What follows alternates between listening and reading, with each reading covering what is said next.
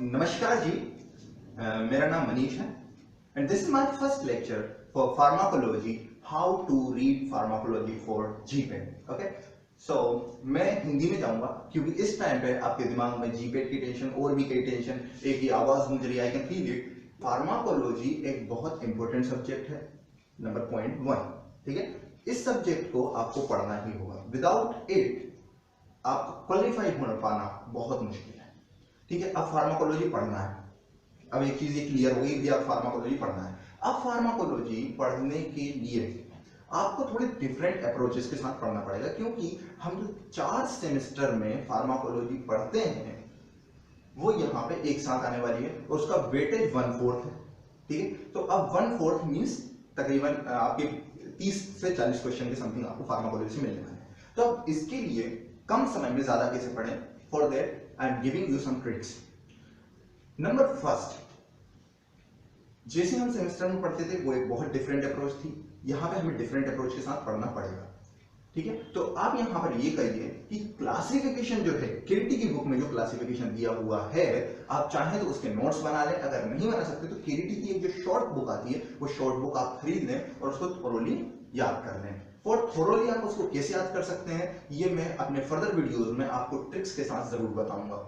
ठीक है, नंबर एक चीज क्या होगी, आपको क्लासिफिकेशन पढ़ना है। ठीक है, एंड नंबर सेकंड थिंग, आजकल एपीएचई को कंसीडर करने लगे हैं, तो एपीएचई से भी रिलेटेड क्वेश्चन आ जाते हैं और एपीएचई में वो पैथोफिजियोलॉजी मिक्स करके आपके दिमाग को घुमाने के लिए वैसे क्वेश्चन पूछते हैं। तो फॉर दिस थिंग आपको इसको भी ओवरकम करना है। तो ये तो नहीं है कि आप गाइटन या टोटोरा खोल के बैठ जाएंगे या फिर जो पैथोफिजियोलॉजी की बुक आती है हर्ष मोहन, आप वो खोल के बैठ जाएंगे। आपको बिल्कुल भी ऐसा नहीं करना है, क्योंकि जो पेपर सेट कर रहे हैं उनके पास इतना टाइम बिल्कुल नहीं। ठीक है, वो क्या करेंगे, वो केरीटी की बुक लेते हैं और स्टार्टिंग में जो पैथोफिजियोलॉजिकल पार्ट होता है या जनरल फिजियोलॉजिकल पार्ट होता है, जो फिजियोलॉजी होती है, बस वो उससे पूछते हैं। तो हर एक चैप्टर के स्टार्टिंग में करीब एक या आधे पेज में केरीटी में वो पैथोफिजियोलॉजिकल या फिजियोलॉजिकल एस्पेक्ट दिए हुए हैं, आप उसको पढ़ लीजिए। ठीक है, नंबर सेकंड थिंग हो गई कि आपको पैथोफिजियोलॉजी या फिजियोलॉजी पढ़नी है।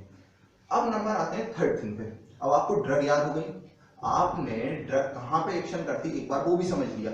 अब इसके बाद क्या होता है, जब 2 ड्रग साथ में देते हैं तो कुछ इंटरेक्शन होते हैं, उसको बोलते हैं ड्रग इंटरेक्शन, वो भी मैं आपको बताऊंगा आगे। ठीक है, आगे वाले लेक्चर्स में I will discuss with you.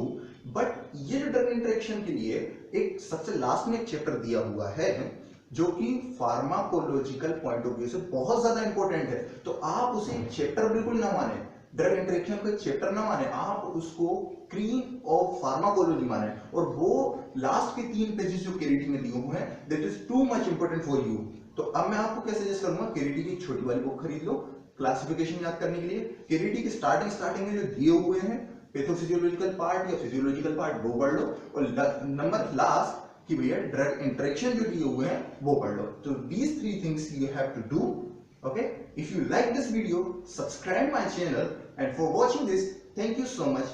My always best wishes for you.